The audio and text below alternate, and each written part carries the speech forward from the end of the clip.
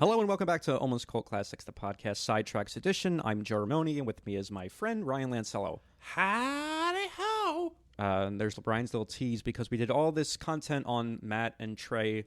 We decided let's watch some South Park and rank our episodes. I think it was your idea. You were like, I'm going to do a definitive list. Yeah, and hate doing lists. I decided to ape off that and do my own. And then originally it was 10, and you were like, I had to do 15. So I could not whittle it down. Dude, I almost was about to just say the third season. yeah. So here's what I want to do and how I want to break this down. Let me know if you think this is a good idea. Yep. We'll go back and forth. Uh-huh. If you say one that I have ranked higher, we'll wait and discuss it then. I didn't rank them like that. What did you rank them by? No ranking. I just went through the seasons. Okay. I tried to pick one from each season. I couldn't really do it. Okay. I didn't rank them though. So do you want to maybe give me your ranking? We can do that, and if you have it on your list, we can talk about it. And if not, I'll just give my quick sense, and then we can go through that. Does that work? Yeah, absolutely. So you want me to start? Sure. Start at the bottom, I guess, and work my way up? Yeah, why not? Okay, so we talked about this when we were doing BASEketball. Did you 10 or 15? I'm sorry. I did 15. Perfect. And I asked you, where did your ranking stop? And you said season 15. So mine stopped at season 16, and that episode is season 16, episode 9, which is Raising the Bar. Oh, great episode. Yeah. I love the between the James Cameron stuff, that whole ballad of James Cameron and how he's trying to literally raise the bar, and the Honey Boo Boo stuff is so funny. It's really funny. And not only that, I did I mention this on our Patreon episode we just did? Or hopefully I didn't. I think I may have. Me and Joe have done performing together. I played Randy Newman in a thing That's we right, did. a little sketch Me we and did. Joe wrote a song for it. I sang it. We were in it together. I played Randy Newman, and to see him in this as the biggest hack of all time. Yeah, it's really funny. I don't even think he is. I don't even hate him. Just the way they depict Randy Newman. Honey Boo Boo's mom. It's just like her favorite foods are spaghetti and butter. And like she has the heart attack, and they're trying to give her and she gets the pig's heart, dude. It's really funny. It's kind of like the last. Is that the one where they're wrestling in front of Michelle Obama with the pigs? Oh, yeah. That's fucking good. This episode won the 2013 Primetime Emmy Award for Outstanding Animated Program. So it's really funny. It's one of the last ones I remember really enjoying, and yeah, I don't know what else to say. That James Cameron stuff is so funny. Doesn't he have a theme song he plays? Yeah, his name is James Cameron. Yeah. Oh, yeah. Oh, dude. It's so funny. That is one of the last, extremely funny episodes. Yeah, between the obesity stuff with Michelle Obama, you've got the James Cameron and Randy Newman stuff. I love how he ends. He goes to make Avatar 2, and it took him another 10 years before that came. It's just, it's great, funny little episode. And one of the last ones I remember really enjoying. So then after that, I have Margarine. Margarine was a good one. It's not on your list? No. It's the one where Butter is a Butters girl. has to be. Yeah. So again, why was he doing that? Because they need to infiltrate the girls to figure out their time predicting device. They have one of those paper. Is that the one where they blow it up? Yeah. Damn, Ken. Dude. Oh, wait, they're all wearing, they've all, black. Doesn't Token white as... Yeah. Dude. It's great. Fucking hilarious. It's so fun. So my episodes, by the way, are ranked based episodes I'm most likely to revisit or show other people that haven't seen the show. That's how I kind of did this. The way I did it was which one stuck with me the most. So and that's kind of similar for me. Yeah, Margarine I love too, and that's season 9, episode 9. I love when they're like, where's Butters? We haven't seen anything. We have to go check it out. They could have, and they look in the window, and he's dancing with all of them. It's really funny. And not only that, you have that Fred Gwynn-esque character with the Pet Cemetery guy. Yeah. Oh, wouldn't bury them up there. I love when he shows up. Place. Him and the fucking Marlon Brando doctor guy. I love think those Dr. characters. Mephisto died at one point. Yeah, you haven't seen him in a bit. No, I think they literally, he does pass at one point. But, man, what a funny character. So funny. There's the other one, too, where he pops up, not Mephisto, the Pet Cemetery guy, where it's like, that's how it started. The postman, where all the men think that the delivery guy is fucking their wives because Gerald. Yeah. Funny episode. Very good one. Yeah. Two good picks so far. Okay. Next is Super Fun Time, season 12, episode 7, which is the episode where they go to the pioneer town. That's a great one. Yeah. And it gets taken over by terrorists or whatever. It gets taken by terrorists and they refuse to break character. Yeah. And, that's one of the funniest parts. Yes. And Cartman and Butters end up next door at this like super fun time place. They sneak away from the field trip to go to the super fun time, which is like a Chuck E. Cheese kind of thing. And Butters will not let go of his hand. Yeah, they're he buddies. refuses to let go. But it becomes kind of like Die Hard, where they're trying to. They think like all the police have been called for them. It's just, I tend to like Butters more when he's paired with Cartman. When it's just like Well, I like when it's one of yes, and we'll get to that on my list for sure. But yeah, super fun time. I don't know about you, but I always had field trips like similar type places where it's like it's almost annoying how like and this is the same thing where it's like they're just getting shot, they're getting killed, they refuse to break character because there's a sign that just says don't break character. And it's great too because like the 3 you've picked so far, it's very them. Well, what was the first one you picked? Raising the Bar. Okay, maybe not that one so much, but the other two is the kids being kids. Kids being kids, yeah. It's because it reminds me of being a kid, you know. And we talked about that in BASEketball, where it's like these guys had such a great handle on representing childhood and representing how kids react. And that's you realize it too. Like I went from being younger than these characters to the same age as these characters, now older than these characters, and it's very. That's why these shows should end. The show should have ended 10 years ago, probably. Yeah. Like, look, man, The Simpsons has more bad seasons than good seasons. Right, at this point, The Simpsons. The golden era of The Simpsons is amazing. That show now sucks. Which is when season like 2 to 7? It's about, I would say 2 to 9, 3 to 10. What do you think of the movie? You don't like the movie? I don't hate it. It's just whatever. I haven't seen it in a decade too late, if not more. There's some funny jokes in it, though. It's like a greatest hits collection it's okay. Look, I don't like the animation, too. I don't like it looks too. Yeah, you've said that. It looks I too don't like that cheap style. And, yeah, and it's one thing revisiting these old South Park episodes. I'm like, fuck, I preferred the old style. I do too.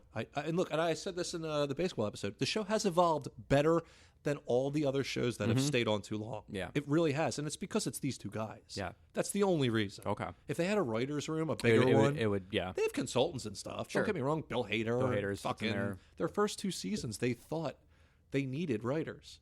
They're like, well, that's what shows do. Yeah, let's hire writers. And then they realized, like, we don't need writers. There's a woman that writes Pam Brady. Pam Brady, and she did Hamlet too, which I've never seen, but I think it might be good for our show. I know you've talked about that, but she did something that came up for me recently. What was it? She did Hot Rod. I think that's what it was, Hot Rod. Yeah, because I'm doing this Danny McBride thing, and you ever see Hot Rod? Bits and pieces. I like Hot Rod. It's okay. I don't like Andy Samberg as well. If you've listened to the show, you know I'm not a fan. I'll give them credit in that regard. It's not like a script that began with him. Like I know they cast him, and then you had those other guys. I just have a hard time looking at I get it. Yeah. So next up is season 10, episode 8. Make love, not Warcraft. Okay. Funny enough, I was reading about this episode. Trey thought it was awful. Because I mean, it's essentially like, all animated in. He's like, this episode sucks. It's not written well. It's not funny, and it was a huge hit because of the animation. The animation, it's almost like Team America. The puppets themselves make the joke, right? So seeing them in this World of Warcraft, where world makes the joke. That was season 10, episode 6, by the way. A game I've never played.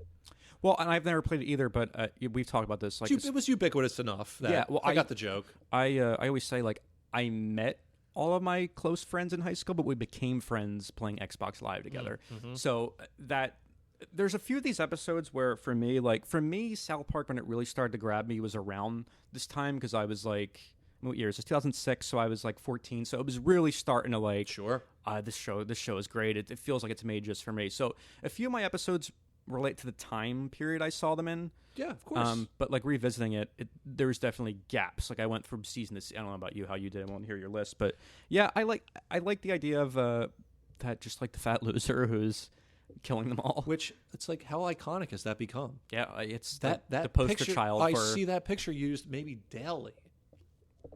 I love when they all get real fat and pimply and Cartman's mom shill over the bucket. Yeah. Oh, it's a big boy, hon. There's something I forgot because they don't really do a lot of it anymore, which is the joke that like Cartman's mom is a whore, which came up a lot and was hilarious. Yeah. It's funny too that you like shows that are on over 2 decades. You made an interesting. You had a little interesting insight there. It's when I started watching it, right? And one of my enemies, Tim Heidecker, used to love him. Still a funny guy, but I just hate him. I have my reasons. he said something insightful about SNL. And he said, whatever era you're growing up in watching it is the era you like the best. It's kind of true. Yeah. Even though my era, I watched it in reruns on Comedy Central. The Phil Hartman, Adam Sandler, Chris Farley era. That was probably my that was probably. I remember when the E television network used to show them. Yes. They were always on E. Yeah. So if anyone growing up now likes it, you're brain dead. But, that's on you. I will say, I can't help you in that there. pandemic special, when Cartman's singing I meant the song, SNL. Oh, okay. Yeah. I was just going to say the recent stuff they're doing now. They're funny. Social distancing. When he's singing this song about how much he loves it. Maybe. I guess I didn't say it. Cartman's fucking funny, man. I was thinking about that too, where it's like, I was thinking about like the greatest TV characters. For me, it's like Fred Sanford and George Costanza, and Eric Cartman's on there because it's too good. A great character. Mm-hmm. Not only that, one of those characters that is like a fucking unrepentant asshole, and it works. Never somehow. Apologizes. Yeah, it somehow you go along with him, and it's I knew kids like him. Like just these kids that have the worst opinions, who are very vocal about it, that their parents were kind of that way, and I don't know that he's a good vessel for your Yes. own worst impulses, right? You know what I mean? Yeah, because he says and does things that maybe you'd want to do, but you bury in the back of your mind. Sure. Up next for me is season 4, episode 11, 4th grade. Oh, is that when Chokes on Dick appears? Yes. Yeah. That episode might rank for me solely because when they're in the principal's office and she's like, oh, she has very big honkers and doesn't wear a bra, and Chef goes, sounds like heaven to me. Like, it's really not as nice as you might expect. It's a pretty good Mackie. And Not bad. She comes in the office and keeps raising her hands, and they keep all like, oh. God, it's such a laugh out of me as a kid. And quite frankly, it was because they show these disgusting. What season was that? That is season 4, episode 11. Big deal that they did something that like famously Bart Simpson is always the same age. Right. They made the kids age up. Yeah. And at the time it was like, oh, it's kind of bold, and they made a big deal about it. Like I think the intro changed. It did. To they put got a little bit more. put like the 4th grade thing in there. And I do like that. This is the episode 2 where Miss Chokes on Dick has to seek out Garrison as he's like retired. And I don't know. It's a funny concept. And like you said, I like that they aged them up a little bit. It's also got the great gag where like they all plan to like moon the teacher and say, kiss my ass. And Cartman's the only one that does it. Yeah. She goes, oh, weak you guys. Yeah. The show was so good, and I'll get into this with a lot of my picks. Like I said, they understood the medium they were working in. So a large portion of the jokes in South Park come from blank looks. Right. A character just silently looking. Timing is very important. Reactions. Right at the end of a scene, like a little... Or like if a character... Like a lot of times there were like little characters going like... Yeah. Like just making little noises. I also love, when Chef slips or he says something or just like, then I'm like, Chef, what would a priest want to put in our butt? Like, goodbye, children. Like, just those quick, like. The show lost a lot with Chef, and, that's not their fault. No, and I was thinking about this too, where it's, because you have to, I think we're getting to I think now that Disney owns The Simpsons, I don't think we're ever going to I think they're going to keep The Simpsons as long as they can. If these voice actors start to die, I think you're likely to get replaced. But with Chef, that voice is so iconic. But god damn, is that character is sorely missed. Oh yeah. Not only in terms of he was like the one adult that understood the kids, it was huge. It was just funny, the songs. He was essentially the only black guy in South Park, and it worked. I mean, as I go through, I'll touch on him some more. But episodes like this, just those little moments, he's like, "Sounds like heaven." Like, really great, funny scenes. He was a great counterpoint to everyone else in the town. And I was reading idiots. that when he showed up, they just was like, oh, we like Isaac Hayes. That's who we wrote it for, and they put it out there. He accepted it. He showed up to record. Like, so what is this thing? Like, he had no idea what it was. He just knew he was doing a voice, and by all accounts, he really loved doing it too. You can tell, and it just sucks that things came to. Well, he was getting towards the end of his life. His son made a claim where he was just like, "That's He was getting a little taken advantage of between the Scientology thing and his age and stuff. He was like, his son said he loved doing the show. He loved making fun of everyone. He would have made fun of Scientology. He didn't have a problem with that. And you know how they operate. I actually dislike the episode "The Return of Chef" because I think it's a little too hard on the character. I think I know what they were doing. They were trying to, basically show what, but I just always thought it was like it was targeted at him. But the character's always been great. A lovable character. Chef was the best. Yeah, dude. really great character. And It's amazing that people forget Chef. he was such a big part of the show. Huge part of the show, dude. Huge. And like you said, one of the only male voices voiced by another actor who wasn't Matt or Trey, and it added a little bit of dimension to the voice cast, and just it gave it. I like that he was that character they would always seek out to help, and he understood them, and he would provide advice, and it was just a great dynamic. And his advice wasn't perfect. Yeah, it was a lot of times like it veered toward getting you laid, essentially. Like I said, that the menstrual cycle song, it's really funny. So after fourth grade is season 11, episode 8, La Petite Tourette. Very, very funny episode. You know, this is the thing. Is like I said, I picked mine, which are the ones that stick with me. I still will be walking around my apartment doing laundry, like piss coming out of my ass. The one guy who actually has Tourette's. There's the point where when Cartman first starts doing it, they're all in class. And, like, he's playing it real cool, like, you guys, don't laugh. And, he's so, very funny. He keeps doing it. And Kyle's like, will you just shut up? I'd give anything to be normal like you. Cake! He just says that when he's in front of Kyle's mom, he really unleashes a tirade on her. Died laughing. Yeah. And they have to sit there, and they're just like, oh, okay, Eric. And it's the most vile anti-Semitic shit. But again, seeing Eric get his comeuppance when he starts to actually like develop a tick. He worked himself into a shoot, as they say in wrestling. He starts blabbing out secrets. Yeah, about him and his cousin touching wieners. Yeah. It's ridiculous, but it's so funny. The latent homosexuality of Cartman did become a pretty funny gag. You also have the great To Catch a Predator, Chris Hansen stuff in that episode where they're all coming in and shooting themselves. Yeah. And then you have that great I've Got a Golden Ticket, which is perfect use of that song and the way it is. But yeah, in context with the character of Cartman, because he really has a golden ticket now to do whatever he wants. You tell me there's a disease, or you could say and do whatever you want. It's phenomenal. Yeah, it's called Tourette's. And it's funny. What season was that? And again, these could be wrong because I kind of wrote them down as I was watching, but I have it season 11, episode 8. It took him 11 seasons to get to like, hey, we should give Cartman Tourette's, or at least get him aware of it. Great episode, by the way. Definitely just missed my list. Okay. Real close. I'm glad you've agreed so far. Oh, these are good episodes. Okay. Following that, I have season 7, episode 11, Casa Bonita. Okay.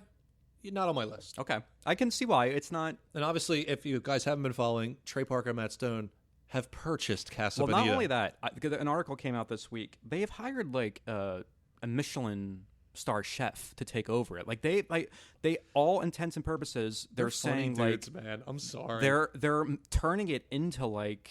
And I heard it became a kind of a shitty place. Well... They were saying the article, I forget where it came out. An article came out what they had to do. Dude, this was like a $15 million overhaul of this Casa Bonita that they did. But in the episode, they had cliff divers. They had like these guys who apparently like after they would dive into the water, they had to swim through like this 10-inch hole or something crazy into like this room with all this electrical equipment. Oh my God. There was a roach infestation. Like they had to completely gut the place. But yeah, they were going to go, I guess it was a chain at a certain point. Is it a chain? It used to be a chain. They're just down the one. Because the one I saw, it's like in a strip mall. Yeah, and they were going to close, and Matt and Trey stepped up personally and bought the damn place, and they're planning to reopen it very soon. So funny. That might be a good trip. I would love to go. What a great gag. If I had $100 it's million, not a gag. If you listen to them, they're like, we love the place so much. It's still a gag, though. It's funny, but I believe them. Yeah, that they like that and want to make it. And this good. episode, I think the first time I saw Make Bonita great again. I didn't realize it was a real place. I didn't either. I had no clue. Not on the East Coast. When you and I have friends who have been to it, and they're like, yeah, it was like it's like Chuck E. Cheese but the lengths that Cartman goes through to get the invite and putting butters in the shelter, and just like oh yeah, the whole thing with the fridge. Yeah. Oh, that is funny. And not only that, he gets caught at the very end. They're about to go in, and Sheila gets the phone call, and he's like, and he just runs in and does everything real quick. Oh, sweet. Yeah. Cave divers. Oh, go. But Blackbeard's treasure. I used to be able to do a great Cartman. Hold on, so let me try. I can do him quietly. Can. Get fuck yourself, Seriously, guys. You can cut all this. I love the in I know you recent, but the pandemic special when he's grown up and has the kid just goes, "Fuck you, Uncle Kyle." It just sounds exactly like him, just as a baby. Seeing old fat Cartman with like the yarmulke and the shawl, it's pretty good. Well, and I love too that because I was watching that episode, I completely expected at the very end he would reveal that this is a big gag, but it never was. Yeah. He was literally he became a rabbi because his life was better without the influence of his friends, and he became this really respected person in the community. It's very funny. I like that they committed to it. Yeah, because I think we all thought it was going to be a bit. Yeah, or a scheme or whatever. But yeah, Casa Bonita, I don't know. There's something about that episode I really like. Hey, man. Following that is Season 6, Episode 15, The Biggest Douche in the Universe. Oh, good one. Because I love that psychic. John Edwards. It's so funny. He was really big at the time. Gone now. I don't really remember. It was never on my radar. I know like people like the Long Island Medium, but this is where it starts. South Park really starts to land for me is when they actually get serious about stuff like this that are clearly scams. And when Stan's just doing this whole thing, is like, okay, it's a trick. I'm going to show you. And they're like, he's real. He's doing it. He can predict it. Like, it's really impressive. And not only that, how do you not love Chef's parents? This is not the one they appeared in, right? Hold on a second. There's a couple. It's Succubus. Yeah, but which is in. Give me a second here. Season 3. Is it 3? I believe. I need about Tree Fitty. They come back in this one. How fucking... That's hilarious. These early episodes, and Chef was such a huge part of it. Chef's parents are so funny. Dude, the Tree Fitty joke was, I mean... I'm sure it's a little... Years of people doing that. Yeah. All of a sudden, I realized this was a dinosaur from the Cretaceous period. Yeah. Well, it was about that time that I realized that this Girl Scout was about... Yeah, Why is the Loch Ness Monster constantly hectoring these two? And I love the mother, like, I gave him $1. She gave him $1. And they're just sitting there. I think even was you say, like, is that Isaac Hayes doing the voice of the father, too? No. Or, yeah. No, that's Trey. He's, I think. Aren't you crackers just as cute as the Dickens? He just keeps calling them crackers. Fucking hilarious, dude. But yeah, they come back in this episode to... essentially, like, Cartman needs to have Kenny exercised out of his body. So they got, like, the tribal stuff. I don't know. It's funny. They live in Scotland. Yeah, It's of course ridiculous. they live in Scotland. Yeah. That actually does dovetail with one I picked on my list, but we'll get back to that. Very funny episode. I agree fully. Yeah. You're picking good ones. Following that, this is an episode I can't explain why I like it. I feel like this might be on your list.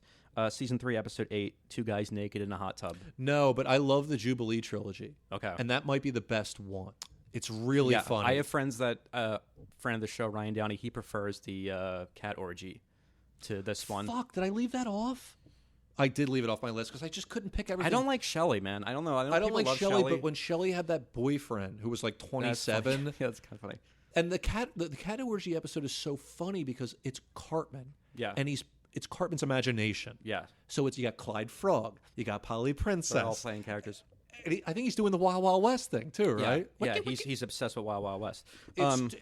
Cartman's imagination is well, not only that is the funniest shit in the series. It's the children's when they play something, when they play detectives or they play this, when they play Lord of the Rings, they're always like committing to it, and that's how you do it as kids. Like, yes, I could not remember more playing War or Cowboys and Indians. We or talk Cops about this and because Robbers. it's really funny, but you played Indiana Jones, and our friend who's taller than you played Short Round. Who you just mentioned, Ryan Downey. Yeah, but I'm way sure taller. when you're in that world playing it, you don't see the playground. You see just like they do. And not only that, I love that like when they do stuff like this, it's not like, it's very simple. It's reined in. They've got like, what they're able to get as kids to make props. I don't know. It's very, and this episode's, I love Pip.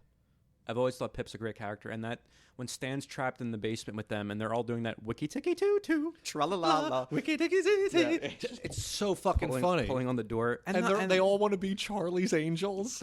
It's so funny. The man. weird when Gerald and Randy are like how like it ramps up. It's like, and then Gerald's just going around the party telling everyone. The funniest gag is later where he goes up to Randy and he's like, he calls him honey. And I'm a kid watching this for the first time. I'm like, I find it funny, but it's confusing. You're like, what the fuck? Like, There's one part where like honey. They're at the party, and like Randy just spots from across the room. Yeah, me and Randy jerked off, watch each other masturbate in the hot tub. And he's like, dude, what are you doing? And then, of course, it comes out like, oh, Yeah. Jimbo and Ned have done it. Like, It's some crazy shit. I Because mean, me and you have done it. It's not a big deal. It's, Jerking off in a hot tub. crazy shit went down there because in Cat Orgy, you find out that, like, I don't know, you hear Mr. Mackey on the phone, I think, where he's like, Cartman's mom is, something's going on, where she's like, yeah, it's great. But And yeah, that is what? That is That's season 3. They do like a trilogy episode. It's really good. It's a And not meteor only that, Kyle's at his Jewish retreat, Jubilee or whatever. You get to see Moses for the first time, and it's just the guy, like it's that character from Tron. Yeah. I didn't realize that when I was a kid. So I'm like, oh, it's just kind of funny. It's from Tron. yeah, a lot of those characters like are based a lot. When you have characters like that are really great, they're based on other characters from other movies. Yeah, that they're yeah, kind of. the Jubilee trilogy is fantastic. It's really good. You also get that in this one. You get the great like hostage crisis situation, which I don't remember because I was young, but it was based on a real event where like I am a little older than you. That was everywhere. Yeah. Everywhere. Yeah. Everywhere. Next up for me is season 13, episode 12, the F word, which is the motorcycle guys that they. Dude, it almost made my list, and obviously, we talked about this on our Patreon episode. The use of the word "fag." Yeah. Please don't ban us, YouTube. I don't know. Like, if you grew up from a certain era, that didn't mean gay necessarily. And what a great way to put it. And of course, Glad and all the other groups had a problem with this. It's like, well, actually, it is okay, fine. I just fine. But the Harley guys, to call out what we're all thinking with them, and then the whole so funny. It's and look, I would love to buy a motorcycle. I know I'll kill myself on one. That's why I don't. yeah. But yes, they're annoying as fuck. They're annoying as shit. When I was growing up at my dad's house, he lived on a very busy road, so it was routine, and it was just like deafening almost. We're like, yeah, but it was like, and I live in the city, so I'm used to it and stuff like that. But this was like in the suburbs, and it was just you'd be sitting there watching TV, and it was like a sonic boom would come by. Yeah, it's annoying. And I just remember my dad would be like, "Son of a bitch." Everyone hates them. Yeah, and this is an episode that you would think that like, have you ever read Hunter S. Thompson's Hell's Angels?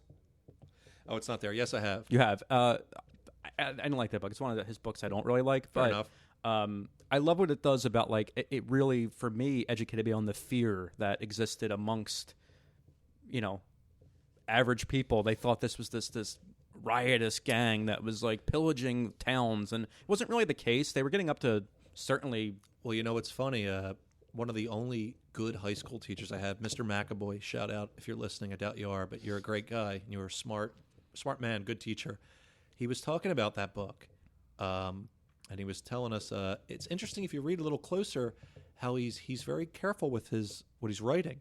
He says at one point it's like, and the motorcycles sounded like the buzzing of bees, and he's like, take a look at that. He's like, that's not very threatening, is it? Like that's what he's saying there. Like it's loud and annoying. Yeah. To see this episode, it's just such a funny take on it. Great pick. That almost made my list. Next up, season 7, episode 12, all about Mormons. That's dumb. It's a great episode because of the ending. And the whole episode, okay, so real quick, Stan has made a friend with the new Mormon kid at school. Right. But he's getting weirded out by the Mormon religion. And it's like people are making fun of him that you're friends with the Mormon kid, blah, blah, blah, blah, blah. At the end of the episode, they've spent the whole episode trashing the religion of Mormonism. The kid at the end goes, Stan's like, I don't think I can be friends with you. Like, it's too weird, blah, blah. And the kid's like, well, Stan, I'm going to butcher this. Yeah, but it's yeah. He's like, Mormonism might be a little weird, but it's given me a good life, and my family's really intact, and we have a great community, and go fuck yourself. You're a piece of shit, Stan. It's like surprising. It redeems the whole. I got to give them credit because they spent the whole time shitting on Mormonism, and then they go, basically, even with all that bullshit, Mormons lead a good life. Yeah. Well, and I'm not. This is not going to be no, of course not. But I will say this. I like that I just said like I like when there's truth. They present it's a little silly, but they present the Mormon, whatever you would call it, the reality, the history of it. It's fairly their accurate. dogma. It's basically kind of what happened. And not only that, when you have those the joke doesn't really click until smart, and then you're like, oh, that's great. Utterly brilliant. Yeah. To do the smart. It also has one of my favorite Randy moments when Stan comes home and he's like, yeah, they told me about Mormons and I should be a Mormon. And he's like, I'm going to go over there and give me a piece of my mind. Gary's dad's a white guy, right? I forgot about that. He's Excellent. like, I'm gonna go over there and give who does this guy think he is? Teach him my son. And he goes out the door and he comes back and he goes, and his Gary's dad's a white guy, right?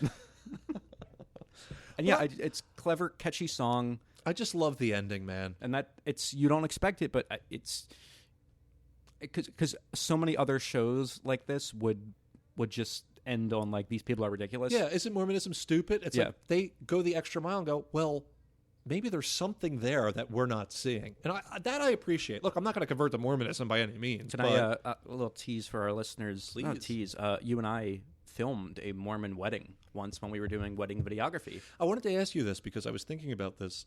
We didn't film the wedding. No, we couldn't go into the temple. We weren't allowed. We filmed the reception and all that stuff. But I remember we had to park in their parking garage and then take the elevator. Boy. And you had a cup of coffee. And I didn't realize we got a couple that was going to the wedding got on the elevator with us. So They were looking at me like I had a fucking gallon of vodka in my hand, dude. And Like obviously, famously, the Mormons don't drink caffeine. it was like you had a lit blunt and you had a bottle of Jack Daniels Just and had a you cup were of coffee in my hand. So that was funny. But yeah, you can see the influence that this later plays with the Book of Mormon. I just love that. I do love the. They have a weird affinity to Mormons. Orgasmo, he was a Mormon missionary. Well, they grew up, around it. It's one of those things where you may not be a part. You have an affection to these things, and like I said, there's a lot of. I disagree with a lot of Mormonism, but they do a very good job of. They do. This Being is one a that, this is community. one that very and this episode presents things relatively straightforward. Yeah. They show that the family is loving. They get along with each other. They have a really, great life. What's so bad here? Yeah. Next up for me is season 7, episode 14, Raisins. Oh, that probably should have made my list. Yeah, I don't know. That episode is fantastic. Yeah. It's so funny. Butter's infatuation. That is incredible, and it's so poignant and it's so real. But for me, as someone that went through like a high school breakup, the mopiness of Stan and how he, not only that, like the way the friend breaks up with him, like when he breaks up, and to watch his life fall apart and all his friends not know how to handle it. Cartman falling in love with Raisins, not for the reasons they all are, because it's just the food is great. I love the idea that Raisins exists. It's just so funny. I love a that Hooters parody, by the way. There's even like a little step stool that they have to stand on to get to the table. But again, because it exists in this South Park world, there's like kids run businesses and things like that. But I, as we worked in the service industry for many years. Too many. And I knew like older men who would almost be willing to like sign away their complete savings to a female bartender that gave them some attention. That or a waitress. It's amazing The how power waitresses hold. They don't even know, I don't think. It's weird that like Hooters is still relatively. I guess they're closing. I don't think they're that big anymore. But I can't believe that because that's real. It's not something this episode makes up. You have lonely men, get a little bit of attention and just pour their life out and money to these women. And it's. You ever been to a Hooters? I have. I have not. Is it? I don't know. I don't see the big deal. I mean, like, I'm gonna put it this way. I don't really care. I don't think it's. I think it's so tongue in cheek. Here's what I found strange. In high school, a friend, when it was one of our birthdays of our friend group, the gentleman, because it was all guys, we would pick where we wanted to go for our birthday, and the other guys would take us out.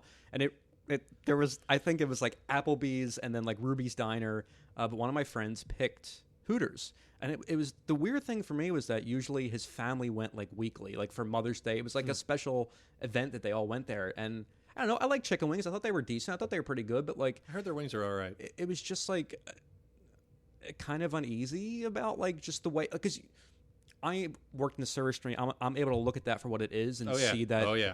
And this is so funny too. My dad lives in Florida, and last time I went to visit him, I flew in and missed dinner time. So come on, I'll take you for something to eat. I pull up to a place and it's Twin Peaks, and I'm like, my thought, There's I'm that like, in Tilted Kilt, I think. I'm like, oh, this is this themed after the David Lynch, and my dad was oh like, my god, yeah, no. they serve Garmin Boja, And it's like it's themed like a mountain lodge, but the women wear very tight fitting shirts and that type. And the way that Butters like and she's literally giving him basic nothing, but he just loses his mind and like takes his parents to meet her. She's like, hey, if you when you get off, sure, honey, you have to come back here because I work all the time. And it's just like it's so good. sad and sappy. He's in love with her. It's our Achilles heel. As men, man, it's the sexy bartender or waitress who's giving you attention. You ruin us. Yeah, I don't know what it is, dude. And it's What's not the classic guy that goes and falls in love with the stripper. Yeah, like it's. But we can't. It's so hard for us to get over it. I can at least understand how that happens, but with like servers in like a chain restaurant like this, I would love to see how this works overseas where there's no tipping culture. Like, do you have this type of thing that exists? Fascinating. Yeah. Interesting. Yeah. Or is that something that exists solely? Well, I'll put it to you this way. Say there's a... really off topic with this episode. Great. That's why I like the show. I'm sure, in Europe, you got your regulars at a bar. Sure. In that sense, right. I imagine it's the same. You know what I mean? Like, but you're right, the tipping thing. By the way, the tipping thing is getting way fucking out of control in this country. Give the kitchen staff. Enjoyed your meal, leave some, yeah. As a person who relied on tips for over a decade, we got to stop. I agree. We got to stop. I agree completely. It's really gotten out of control. So much going on in Raisins, it's just hard not to love. Great episode. What season was that? That is season 7. Fuck. So I'm in my season. top 3 now, which again, that's not necessarily in terms of quality. Just season 13, episode 7, Fat Beard. Not a great episode. You don't like that one? The ending's very funny. Okay. Extremely when funny. They all get mowed down. Wait, isn't this the... Oh, this is the... This is the Somalian I'm thinking Pirates. of the one where he's... This one's pretty good. I thought you were talking about a different episode. You might be surprised then what I have in my next ranking. But yeah, anyway. Yeah, going to Fat Beard. Fat Beard is... Yeah, I love the ignorance of Cartman. Because when you hear the word pirates, you all think of like there's a cove and treasure. And when they show up and he's just like, it's just a bunch of black people. Like, it's so funny. And like, it has that great sea shanty pirate song that they do, Somalian Pirates. I love it. I love that. Because I love that. I love when the ignorance of Cartman drives an episode, and this is one where like naivety, or yes, and he thinks that like they're in control, but really they're just like a bargaining chip for them to negotiate with like the U.S. and like. It's so funny when this is like their idea of pirates and I think the other, it's like Clyde and then Ike is the other one. It's like the random assortment of them. And I think Clyde wants to go home. He's crying and it's funny. One thing I liked about the later seasons is they started to flesh out a lot of the other characters like Clyde, Craig and Tweak. Right. I liked all that shit. Like all the Yowie shit. Yeah, but Am I pronouncing that like, right? Yeah. Yowie. When like Craig and Tweak are like, yeah. Okay, but you lose what? You lose Pip just kind of got put in the background, then disappeared completely. You lost some because then you have Jimmy and Timmy come in at a certain point. Jimmy and Timmy are great. They're great, but you really start to that original core group of kids starts to get a little. No, that's what I'm saying. No, they fleshed out that core group. Oh, you mean like the 4? Yeah. Oh, yeah. Yeah, the focus is then taken away off them a little bit. A little bit. I still like Look, they said it, man. They were like. Look, these first couple seasons, like, respect my authority. Yeah. Screw you guys, I'm going home.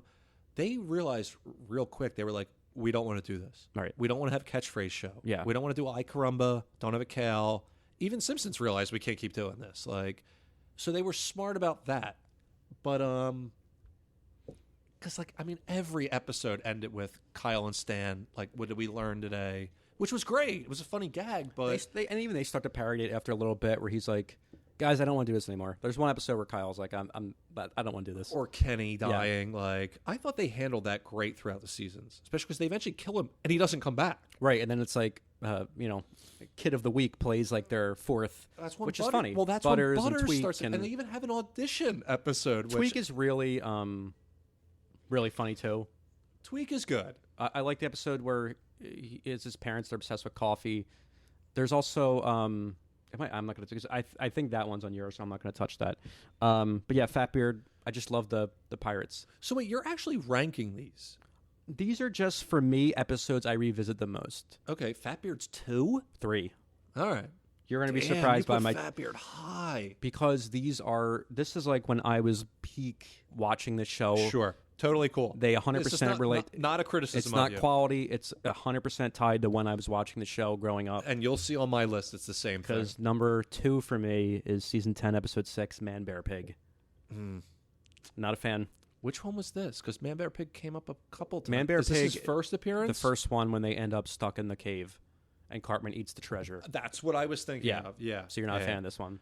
It was okay at the time. It seemed a little one note at the time when I Okay. was watching it. I haven't seen it in a long time. I just love this episode when he has no friends, and he's just trying to anyone Al that will, Gore? yeah, anyone that will listen. It is funny. And excluding that, I love Man Bear Pig is funny too, by the way. I love Cartman eating the fake treasure. So that's And when the reveal happens, beautiful button on the Yeah. episode. Perfect. yeah, and like, no guys, don't leave me. And like, he's literally like Kyle almost dies trying to save him, and it's a great editing because it's not the very end. It happens like right in the middle where they're like, well, their kids are probably trapped here by the smuggler's den. Well, what's that? It's just like the fake treasure where the kids can take, and that's after he's already eaten all of it. Yeah. And then of course, no, I just have to get home. Just have to go, and he shits out all the treasure.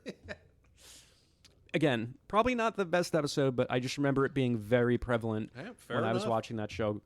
And as is the case with my number 1, which is season 8, episode 5, Awesome-O. You hit my list Oh, finally. The with last your number one. Yeah. It's fucking. It's a great episode. It's so good, and it's great because, like you said, it's Butters and Cartman paired up, and Cartman can't get over on Butters. Yeah. because he has to commit to pretending he's this robot Awesome-O, and Butters is so strict in what he wants to do. Right. Cartman, It's a great pair he up of the can't two of eat, them. he can't shit. Yeah. You know what I mean? And not only that, Robots don't eat. you also get the great like Hollywood generating ideas stuff, which is brilliant. Adam Sandler on Yeah. an island with a puppy, like whatever. I don't think it's this one, but it's the one with two of the Rob Schneider.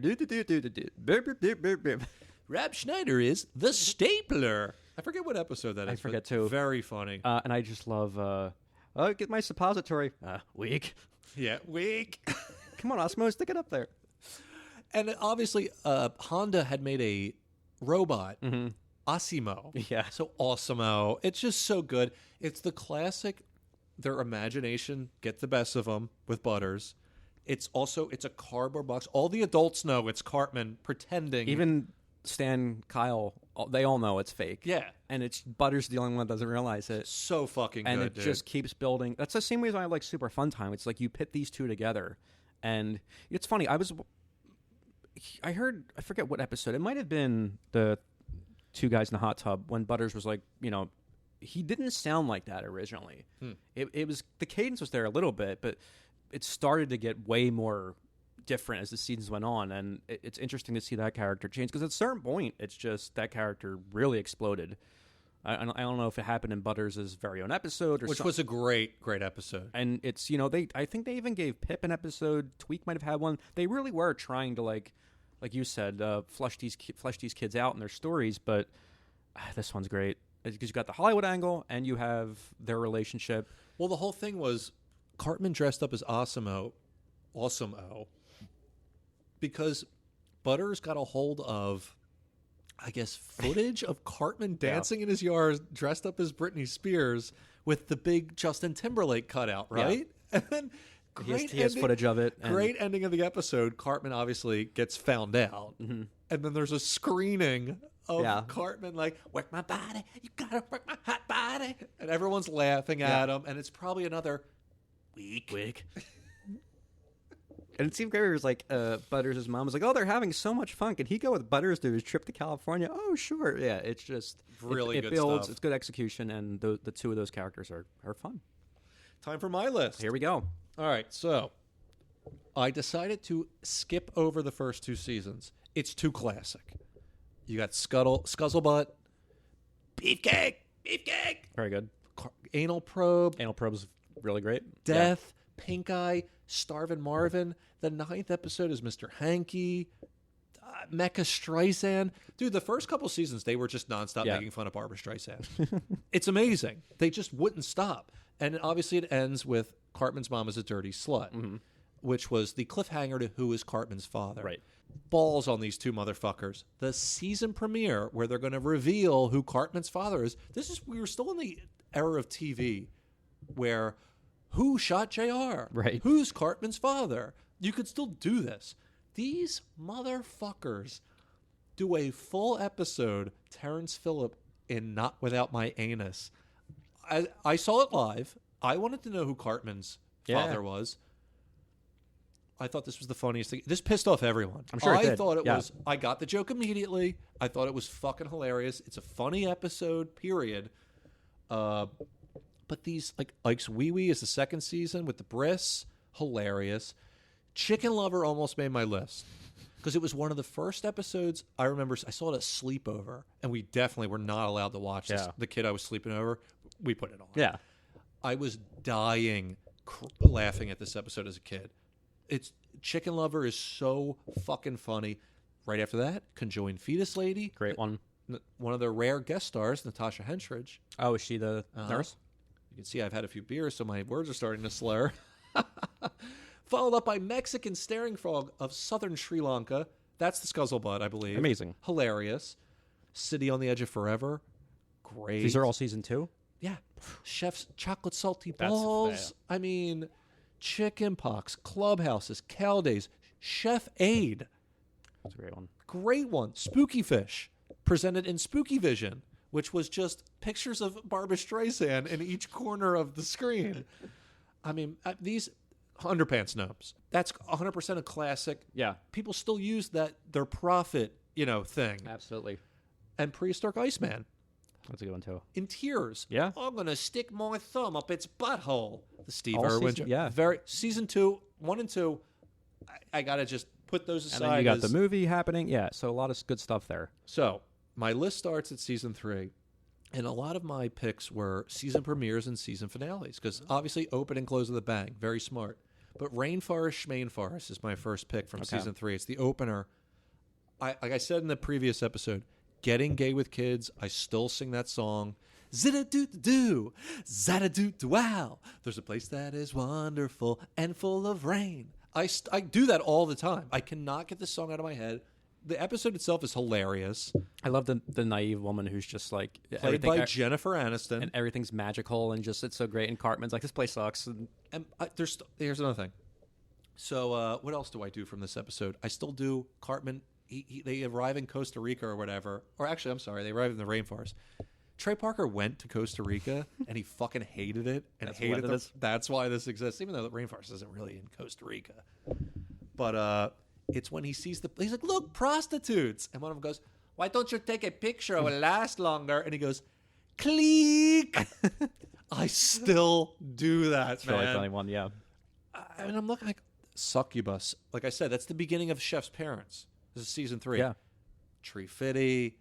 Is that on your list? No. Okay, the season 3 is, I have Rainforest, Schmainforest. Okay. Too fucking funny. Succubus, Chekophosaurus, Tweak versus Craig. Sexual Harassment Panda almost made my list because I literally still go, birds and the bees and the willow trees. Sexual harassment panda. Jacovosaurus. Chekophosaurus.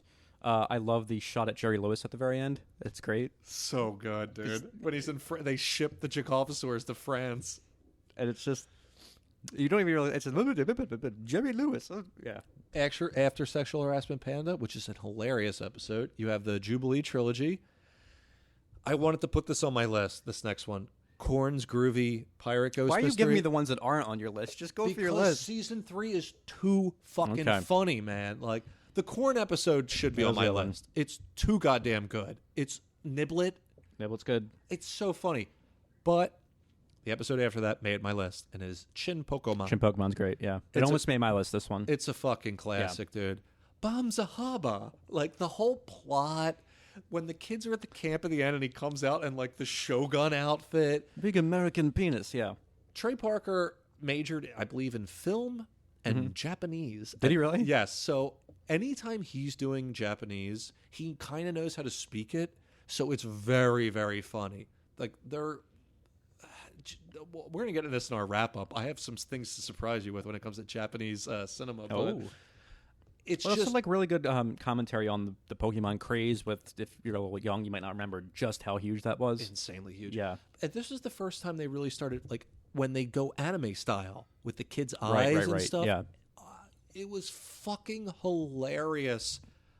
It's just too good. I also love Chim Pokemon's too culturally. I had to put it on my list. Kyle can never quite catch up.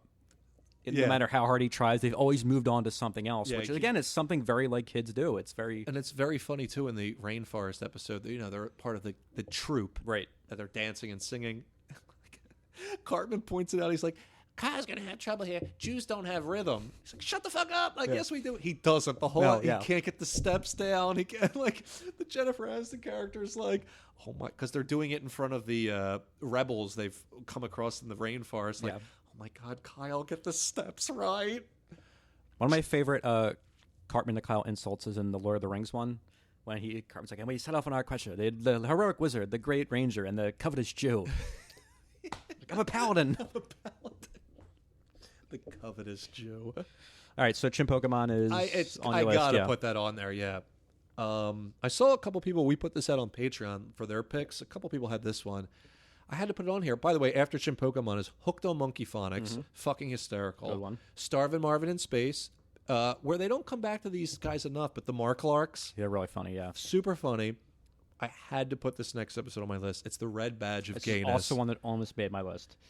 It's not the beginning of this Cartman imagination taken to the nth degree, but it's when he starts pretending he's the Confederate general and he's leading the group of Confederate reenactors because he's getting them all drunk on schmore schnapps. Right. It's just such a funny episode.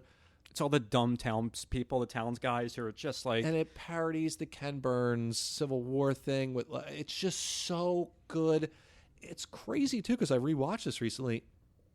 Bill Clinton's the president in this episode. I'm like, holy fuck. Like, this show's been on for a while, but they come up to Kyle. Bill Clinton walks up to Kyle at the end, and Stan, he's just like, I want to thank you boys for, all you've done. And they just go, don't touch me. So awesome. I also always love Stan's grandpa when he... Oh, yeah. Billy. Yeah. Billy, the Confederates aren't supposed to win the war, Billy. I love... It's the same reason why I love the movie when like all they're like all ready to fight for war. I love when all the guys in the town are just like band together and do stupid stuff. And this is a prime example of always that. will. Very, very funny episode. Great episode. Super good. After that is Mr. Hankey's Christmas Classics. I think that was like a song episode almost. It was, yeah. That was not good. Are You There, God? It's Me, Jesus. Very funny. This one is the season finale of season 3. I really wanted to put it on my list. It's the Worldwide Recorder concert with the brown noise. Right. It's a very, very good episode. Yeah. It just didn't make the cut for whatever reason. Garrison going back home is always a funny. And honestly, I think Always Sunny stole the joke from this episode. What joke is that? Garrison was all pissed off that his dad didn't molest him. Right. And in one of the first early episodes of Always Sunny, Mac gets all butthurt that the one teacher didn't molest him. He's like, what was wrong with me? I was a cute kid. Funny joke. Stolen? Maybe. Where am I at here? I do have 2 from season 4. Season 3, they, as much as season 1 and 2 are classic, 3 is they've hit their stride, in my opinion. I agree. And 4 is just packed with great episodes. I will start with Cartman Joins NAMBLA. That's Had to pick this one. That's very a lot of people put this on like. It's really funny. It's even funnier because he goes to Dr. Mephisto, who does eventually, like I said, I think he dies or I don't know what happens there, but he was a parody of Marlon Brando in The Island of Dr. Moreau. Very specific pull. Very specific. And the whole thing with Mephisto was he was always trying to put more asses on animals. It's like, here's a squirrel with 4 asses, or idiotic shit like a squirrel mixed with provolone cheese. Yeah. And then you'd see the squirrel mixed with provolone cheese and it would just go, "Rah." I cannot state how much the dead stare and the random noise is so funny in these first 6 or so seasons of South Park. They do it brilliantly. Yeah. Dead air.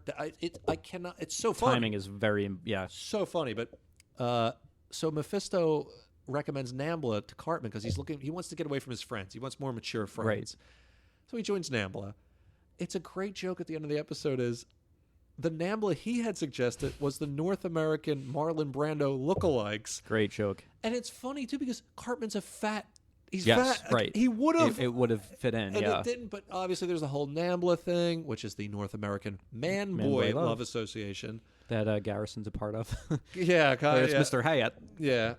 Mr. Hack goes away, comes back too Yeah. later on. But they do that classic Hack fun joke of the hotel, Yeah. the doors, the and they play Scooby-Doo like a type. stupid French song, and the waiter, sacre bleu, keeps dropping his thing.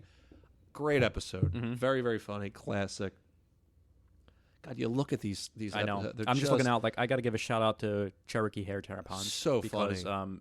The Cheech and Chong bit. It's great to have them in it. And they do like a live action commercial in it too, right? Yeah. It's Yeah. excellent. Excellent.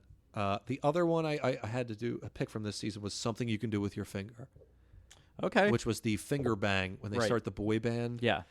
It's just so funny. But there's one thing I still do to this day from this episode is Randy is recounting his time in the what was it, the Ghetto Avenue Boys? Yeah. Something like that.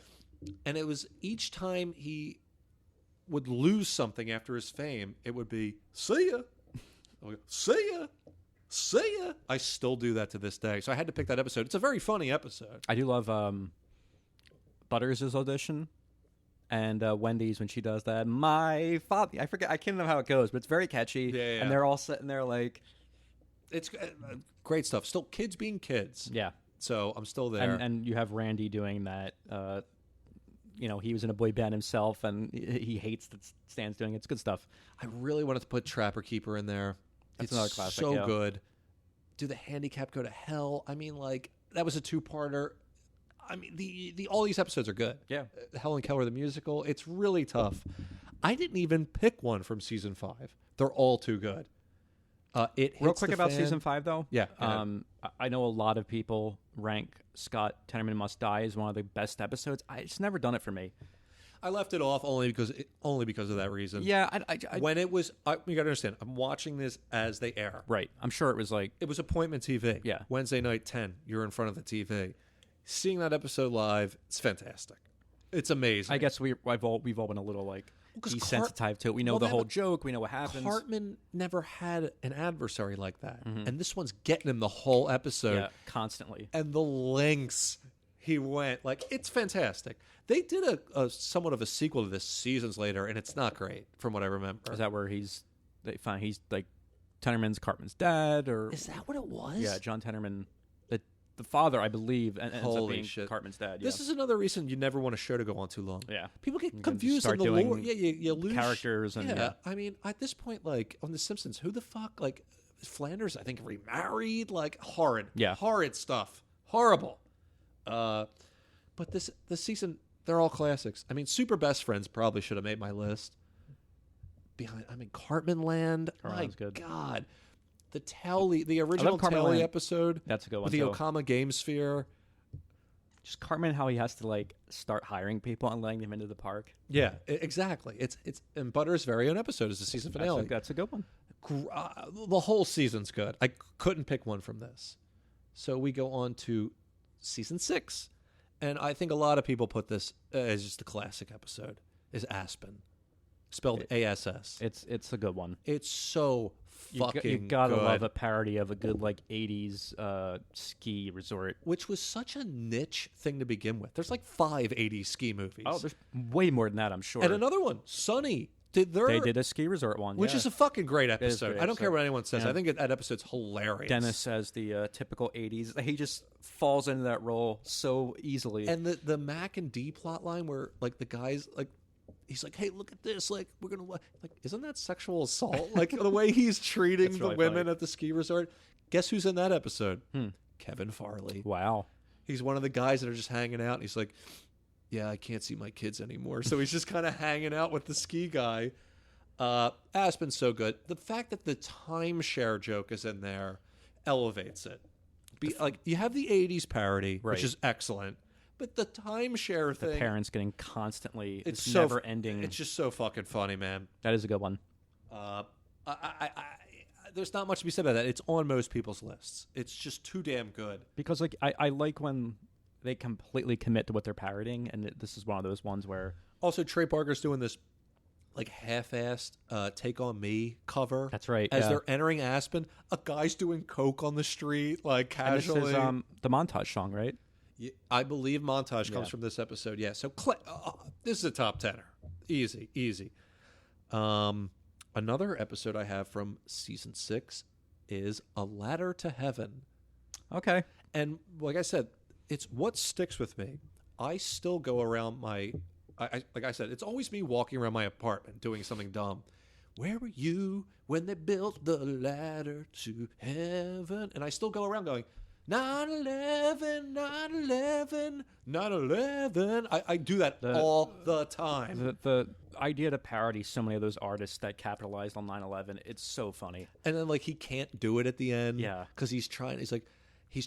Where were you when they realized the ladder was more metaphorical? And he can't. No one's buying it. The Japanese are building their own ladder to heaven. Yeah, it gets really funny. The Japanese reached heaven. It's like, heaven, we have made to heaven. Like the scene, they're in a studio. It's Look at them. They're trying to go to heaven to see their friend who died. The whole thing is they're trying to get They want the money back. Yeah. No, they had a candy store shopping spree, but they needed their raffle ticket. Right. And Kenny had died with it. yeah. And Kenny had died at this point, and he didn't come back, which was, I was so glad they did that. It really worked out for them. Yes, I love how he also dies in the movie and doesn't, it ends with him. But to what you said, he comes back, or they have to get him. Cartman getting him exercise because Cartman had drank his ashes, right? And he starts getting milk. But this season too, I mean, Simpsons already did it. Great classic episode. Professor Chaos should have made my list. The Professor Chaos shit is so good. I really like the Death Camp of Tolerance. Another brilliant. Yeah. Everyone should go watch Death Camp of Tolerance again to realize how far we have fallen. When they go in that tunnel of hate or whatever it's called, I want to ride again. I want to ride again. Can I go again? Is this the one too? They're in the museum, right? Yeah, the museum of He's like, Cartman. Once again, he's like, look, the covetous Jew, and then he's like, look, the sleepy Mexican. Yeah, and it's not an exhibit. It's just the guy there. Yeah. Oh, so sleepy. Excellent stuff. Really good one. Ladder to Heaven's really funny though. So then we'll jump to season 7 for me, and another great season. Tons of good episodes in here, but I went with the season premiere, which was canceled. And it's when it's basically they almost rehash the first episode. Right. Cartman gets an anal probe. Yeah. And they start there. They go, wait a second. All this seems familiar. And they start to realize they're in a repeat because they're on a reality show. Earth is a reality show for the rest of the universe. Right. And it's just like it's got just Fun Jeff Goldblum. very funny chaos theory Jeff Goldblum thing. I love the Jewsians. They find out who controls all the media in the universe, and it's this race of aliens called the Jewsians. They all talk like this. They've got enormous noses. I wanted to put the episode with Kyle's cousin on this too, where he's the most stereotypical Jew possible. From what I remember, the episode itself isn't that great. The one when they bring him in to fuck up the Little League team because they just want to lose, they want to stop playing. So funny. It really is funny. And that's another thing with the kid.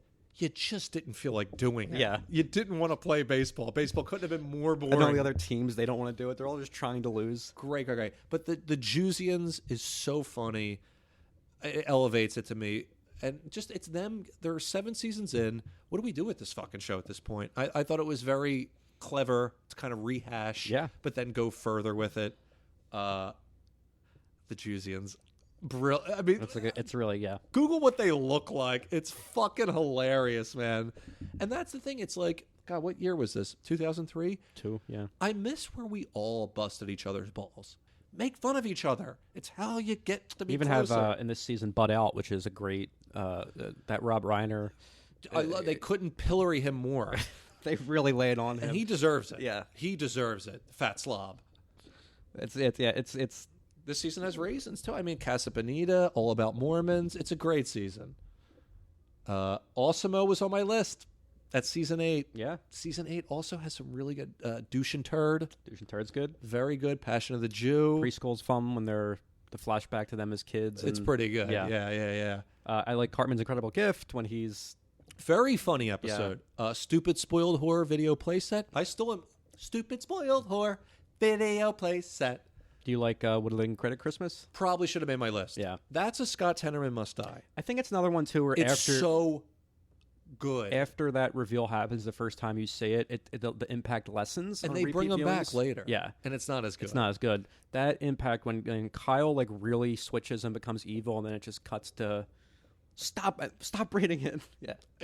It's one of their best episodes. It didn't make my list only because it's on the top 10. Everyone. I didn't need to put that on there. Let's see here. We're going to jump to season 9. From this season, one of the best. It's probably the best ending. What are we on, 9? Yes. Okay. Free Willsiacs. That's also. You like the ones that are like very like space conceptual, and there's like Perhaps. aliens. Maybe, and, it doesn't surprise me, but my God, this episode's funny. Yeah. Just the fact that they were the kids think they It's go just to these assholes doing the thing. They go to like a SeaWorld. Yeah. And after the show, they want to go up and talk to the Shamu type. Jambu. Well, Shambu? Jambu. Jambo. The guys in the booth decide to fuck with them and be like, oh, I have to get back to the moon. Yeah. That's where my pod is. So then the whole episode is the kids have to get Willsiacs to the moon. It's so ridiculous. It has, by the way, And they actually end up getting him up there. That's the great part. That's the great part. But it goes back to one thing I still do from Rainforest, Schmainforest, is when Jennifer Aniston's talking to the premier or the prime minister of whatever dumb country they're in, and he just goes, "¿Qué?" Which is what in Spanish. Yeah. I do that all the time. I feel like that happens a lot of their Mexican characters. It's they're just kind of there, like, "¿Qué? Huh?" But when they get to the Mexican Space Agency, it's like, "Oh, sí." Like, will this rocket go to the moon? "Oh, sí, fly. Yeah. Fly to moon." It's so goddamn funny. It looks like a junkyard. Yeah, it's so good. And then the shot, like the whole time, like the two guys, it's escalating. The whale gets captured. Yeah. They're like, no, it's still funny. It's still funny. I promise. The one guy gets killed, and the other guy gets, as he's like, no. He sees a rocket shooting up into space, holding Shambu, or Jambo, whatever. Jambu. And he just starts laughing through his tears. Yeah. It is funny. I also love still funny. the Animal Liberation Front, the ALF. Yeah. They help them send this thing. Yeah. It's perfect writing. Space race stuff, and it's great. And like you said, like they actually get it to the moon somehow. it just dies. It just dies. Yeah. The last shot of a dead orca on the moon as the credits roll. It's amazing. It's so good. It's no other show will get that close I agree. to perfection. And still great season. Follow That Egg. I almost put on. Man, that's Another good one. The escalation. These guys are so good at escalating, and obviously such a huge comedic thing. You got to escalate. Yeah. Follow That Egg is so fucking good, and even Ginger Kids. God damn it, so many good episodes. So let's see here. I will skip season 10. Apparently. You're not a fan of... I will say season 10 does the Family Guy stuff, which... I Cartoon think Wars is good. It's pretty funny. Oh, yeah, very good. It's got... Apparently that was like... the Simpsons guys just sent them flowers after that episode. Like, everyone was like... You said we've all been thinking, like... And, we like Family Guy at a time. Absolutely. But it really was really, really funny, the way their take on it. It was the manatees. Extremely funny. Yeah. Yeah, but look, Family Guy was Naked Gun. It's a gag machine. And South Park was always... I danced La Cucaracha to Sir Paul McCartney. This season does have some really good episodes. Miss Teacher Bangs a Boy. I mean, I put Man Bear Pig, which was on mine, and That's where the Miss classic... Teacher Bangs a Boy. Nice. Yeah. Nice. Hey, nice. And that episode's just really funny because I always liked Ike as a character. Yeah. And the fact that he kind of was developing quicker. Yeah. And he's banging the teacher. It's banging the teacher. very, very funny. Hell on It's Earth always the kid's voice, too, coming out of him, which is great. is really good. I think that's the Satan's Sweet 16. It is, yep. Hilarious. The Go God Go thing, I just really liked it because of the otters. It was Again, you really like these ones that are like really high concept and I'm kinda a high ridiculous. concept Yeah. guy. I mean, it's, if you succeed in a high concept, you've got. I'm surprised you didn't pick what's the one with the Easter with the bunnies, and it's like this Catholic I almost, that was That and Red Hot Catholic Love That's as another- a Catholic. that's I a really almost funny picked one.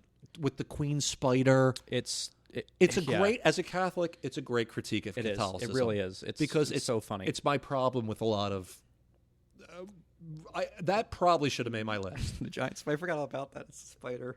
And the the milk-like vagina is filled with razor-teeth claws. It's like, and Father Maxey, maybe we shouldn't worry about the alien contingent. He's like, what? What do you mean? It's even the Pope is in all. Yeah, But it's just like, as a Mormon, you'd probably respect, especially the ending of that one you picked. As a Catholic, I was like, I was gonna say we had that. The family that we filmed that Mormon wedding for, they went to see Book of Mormon and loved it. Of you know, course. so Mormons are very pleasant people. Well, I was gonna say, but they do things in a way like they hit on things in a way where even if they're making fun of you, you should be able to laugh at it. Because they don't, they when it comes to like that, especially religion, they're very good about, yes, but there are good things about your religion. Right. Like, they're not throwing you out with the bathwater. Yeah. And I appreciated their treatment of Catholicism, because I obviously have my problems, and we're not going to get into that as I get more beers in my system here.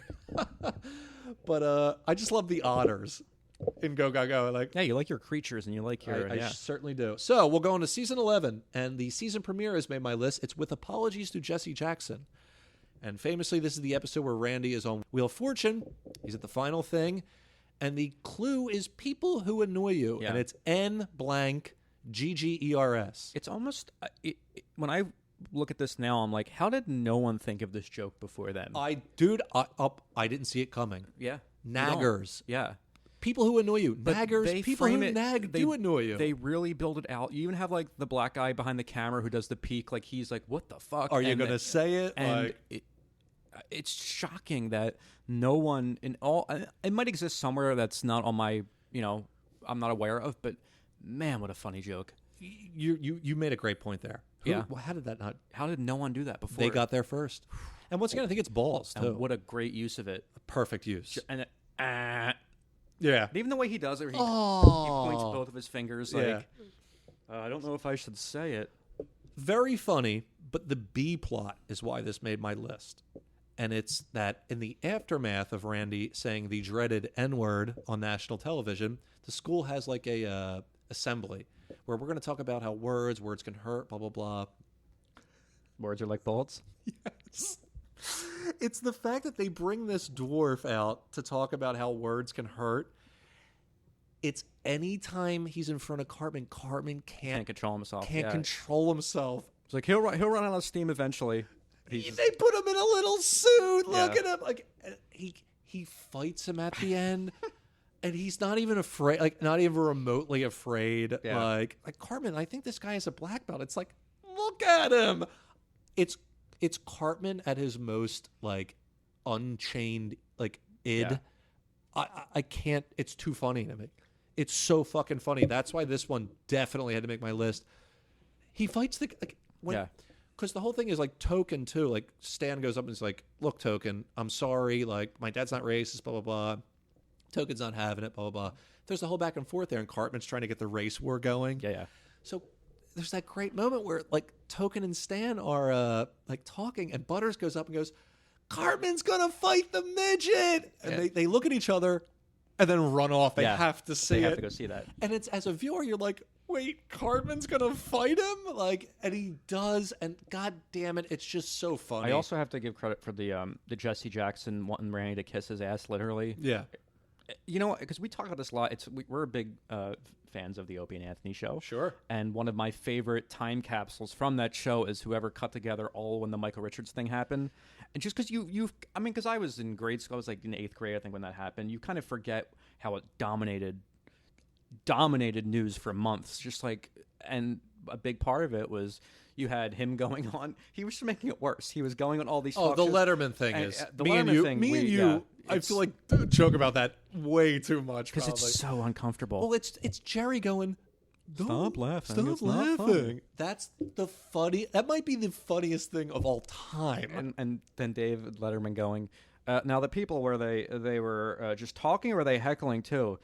And Michael Richards goes, there was some of that going on too. There's dead silence. He just goes, uh-huh. And then the it's dead classic silence Letterman. again, and the audience starts to laugh, and that's when he's like, I can hear your audience laughing. Well, I'm sorry. He calls them Afro-Americans In his too, right? apology, he says, "I said a lot of unkind things to some Afro-Americans," and it's like that seems like something Kramer would say. Like, let's get real out of touch. Yeah. And let's. How awesome is it too? Everyone forgets too. He has the quasi blackface. He's dating the black Oh, girl, right, yeah. and he was just tanning. He wasn't even trying to Right, yeah. And then at the end of the episode, it's like, why you bring this white boy here? This is on Seinfeld, by the way. Yeah. Anyone who hasn't heard it, obviously, I forgot all about that episode. I'm a disciple of the Church of Patrice O'Neill. Mm-hmm. His take on the Michael Richards tapes, It's brilliant. Yeah. it's so funny. Yeah. And the Mel Gibson tapes, And it's great that he keeps, whenever they talk about it, he calls him Cosmo. Yeah, he just won't stop calling him Cosmo. yeah. And it's. I also like his take is he got angry. He didn't get angry at Kramer doing that. He got angry at Kramer apologizing. Yeah, he said, "I thought it was like this Andy Kaufman-esque thing, but I didn't think he was a racist till he apologized." Because that apology could not have gone worse. Could not have gone worse. Folks, never apologize. And that's the weird thing too. Not to the public. Don't ever. Timing-wise, Jerry is going on Letterman to promote The Seinfeld marriage on ref. No, was it Seinfeld? Seinfeld coming on DVD, Which he probably couldn't have been more pissed. He had it, yeah. But it worked out. Apparently, like it outsold all the other seasons. Like, yeah, there you go. You got the box set. It's a shit. The third disc, the glue from the shitty fucking box, I can't even play it. It's totally fucked. I remember when they all started to come out season by season. It was a huge deal because they weren't available before then. It was like, now you're getting bloopers and special features. It was a cool thing when they started to. Super cool. And that's why it was a big deal. When a DVD set would come out, it was like a promotional tour. So one thing, if you guys have this Seinfeld box set, the actor commentaries are garbage. They're the most boring thing on the planet. They suck. All the commentaries with the writers are fucking I'm sure. awesome, dude. They're great. Highly recommend the Puerto Rican Day Parade commentary episode. Very, very good. So that was Apologies to Jesse Jackson. Great episode. Yeah.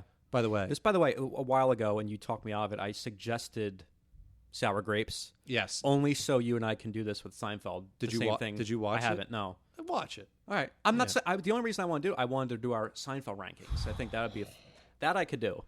There's only 9 seasons. It's easier. I think I could do it. I think I could get down to 10. 30 seasons, yeah.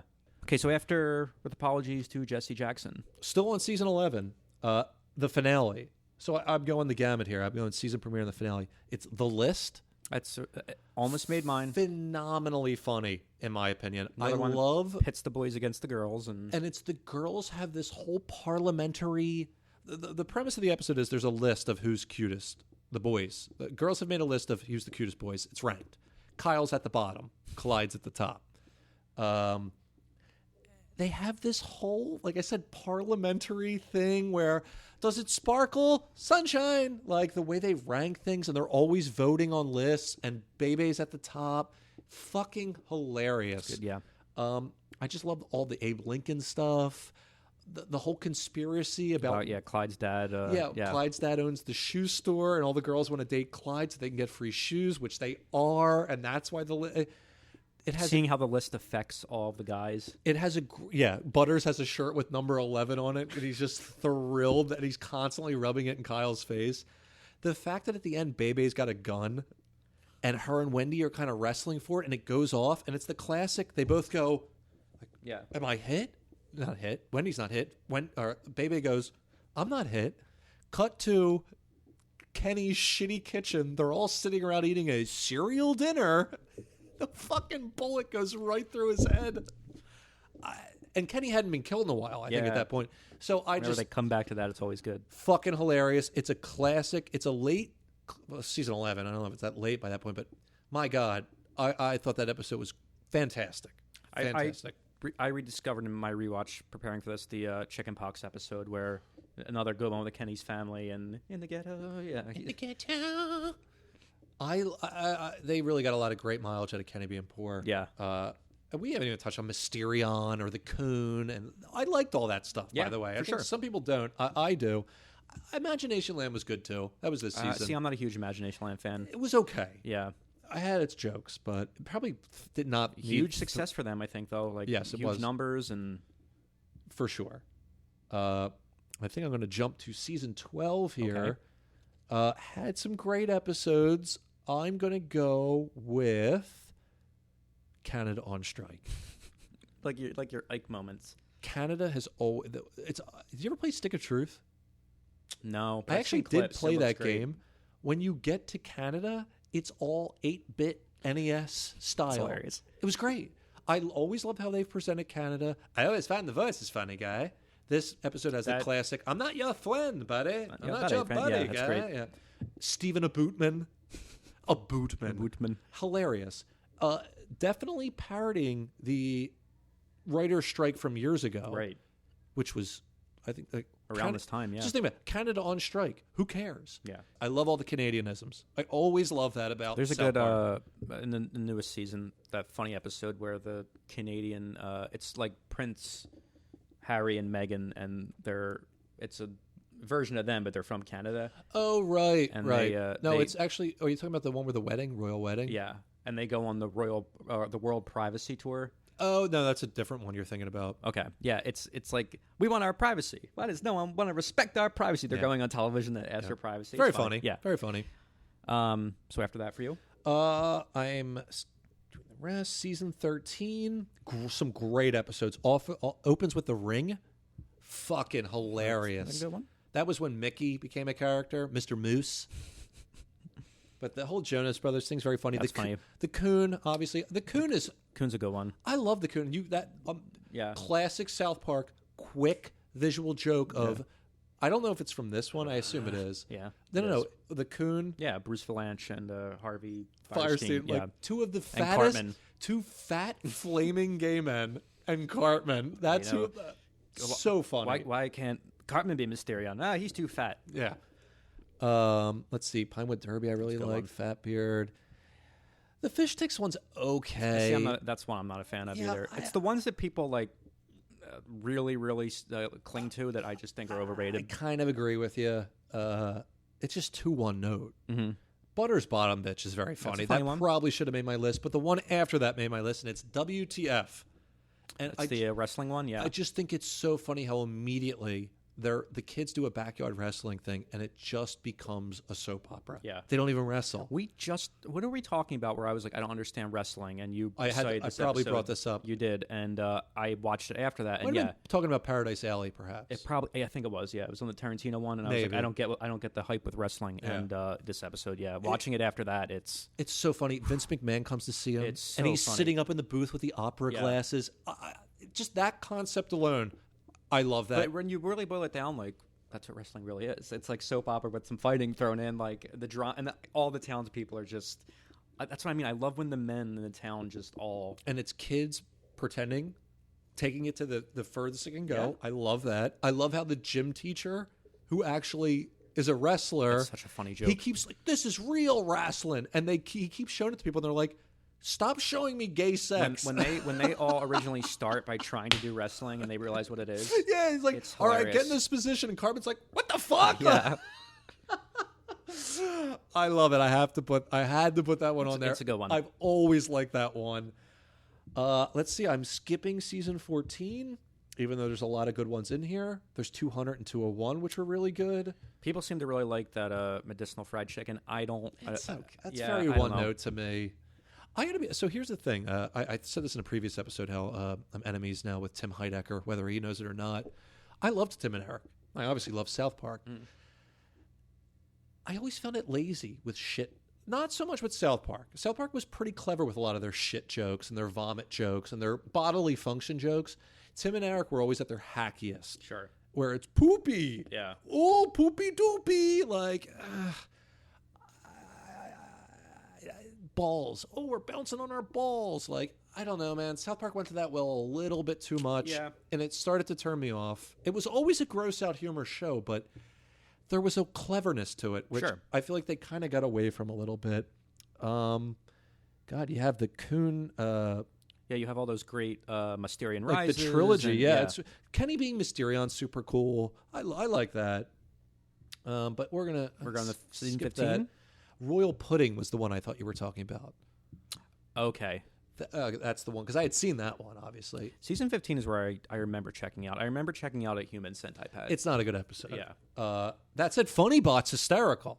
Yeah, there are some good ones in there. It's Funny just, like, Bot should have made my list. This is when it was just like, I don't know, it started like every episode was like hit or miss for me this season onward. And this is where I stop. Okay. This is my last episode, and it's right in the center, and it sums up just how you're feeling. It's you're getting old.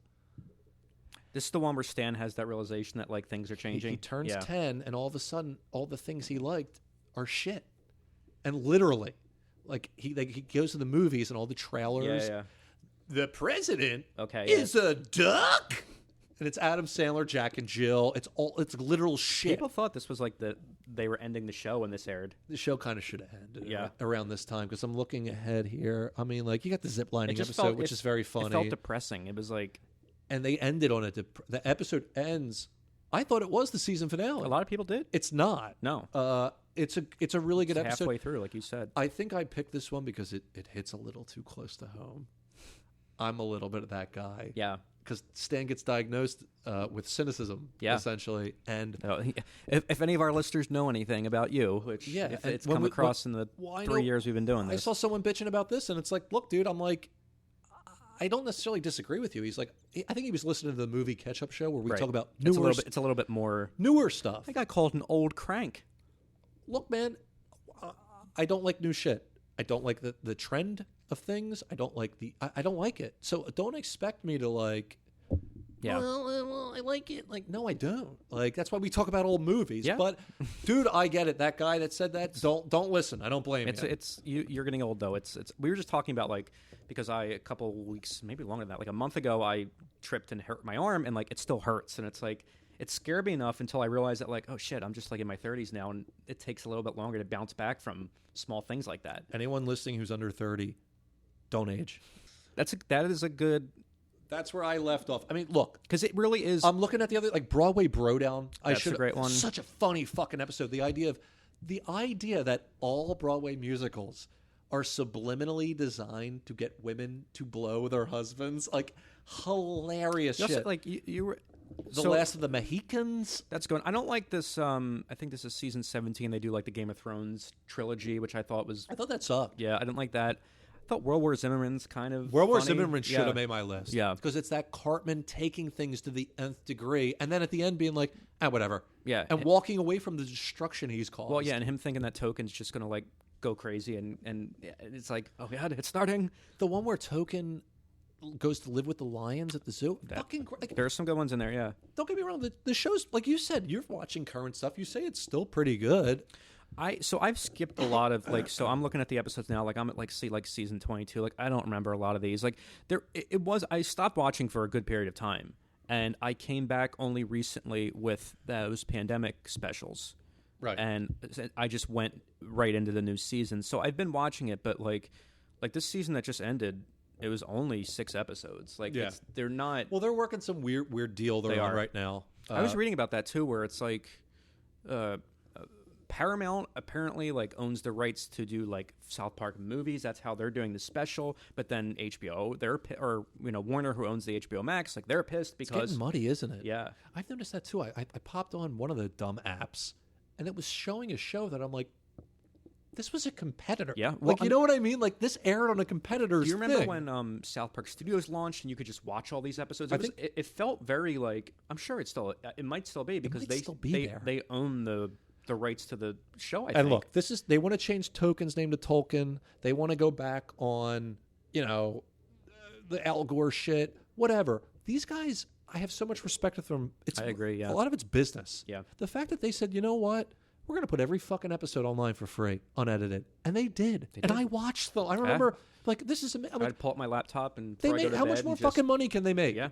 I really have to say, I one of the few guys still working, few people, artists, whatever you want to call them, I respect. I really do have respect for these guys. Well, because as we just talked about all of their stuff before and during, like you see early South Park, they were really just trying to do different things. And then once South Park clicked and started working for them, that's what became their life force. And they did the musical, they did other things, but really keeping South Park like this for as many years as it's been on. And one thing that makes me think, because it's been on for so long. I sent it to you. I know you didn't watch it. But when they first started putting I them watched out a little bit of it, yeah. on tape, Yeah. you had to get tapes of of the it. show. There were no DVDs. And I don't even think They they were in had- like chronological order. They would just like package like random ones together Well, they had intros. with them. It's so fucking funny, man. I'm not even going to get into it because they do like one where they're by a fireplace and one where they're cooking and they're feeding bacon to a pig, which is pretty funny. Another one where they're like cowboys and like, hey, you're about to watch South Park. It's that classics, like we talked about Seth MacFarlane. He likes that old Hollywood stuff. They love like that old hack, like sitcom-y stuff. They love parodying Maybe that. that's why me and you respond so much because we do too. Probably, yeah. There's accounts something for it. about it, and I think it's just form. I think it's recognition of the form that you're working in, and like I said, limitations. Yeah. Them being limited initially is what If I mentioned brought out their genius. I mentioned it earlier, but if you guys want to listen to something that it's a great interview with them, it's the podcast is called Basic. It's all about the history of basic cable, and they do an episode together. And it's just really interesting to hear how basic cable played such an instrumental part of their lives and the show's finding its identity. Yeah, I always had basic. I never had premium. So it's So it was very basic was interesting. yeah, absolutely. And same thing that you said. I had so much fun because early on I hadn't seen a lot of these episodes in years, so I was just like every night I was popping on 3 or 4 of them, and I was having so much fun. It's so much fun. Yeah. Dude, I'm telling you, the first 6, 7 seasons are mwah. They're great. And even like, I know everyone says like the first 2 seasons of Simpsons, Yeah. they had to make their bones, obviously, and it was the era.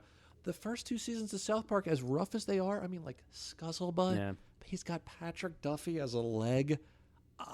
I'll find that funny till the fucking day I die, man. So for those of you, we're putting this episode out for free so you can enjoy, because I'm sure we have a lot of South Park fans listening to the show. I would imagine. But on our Patreon, we have a separate episode where we talked about a lot of the projects they did concurrently before South Park. So we have the South Park movie. We also have Orgasmo, Cannibal the Musical, and some other stuff. So that's available right now on our Patreon, patreon.com/almostcultclassics. For the low, low price of $5 dues. $5, you can't beat it. But thank you for checking out this episode. This is our first ever ranking. We'd like to do more of this, maybe in the future. Probably won't. Yeah, it was a lot of work. But thank you so much for checking out this episode. I labored over that goddamn. You really did. And I'm unhappy with it. And it I'm was not originally happy. 10, and you went to 15. I couldn't do it. But yeah, thank you for checking out this episode, and we look forward to doing some more content for you very soon. Till next time.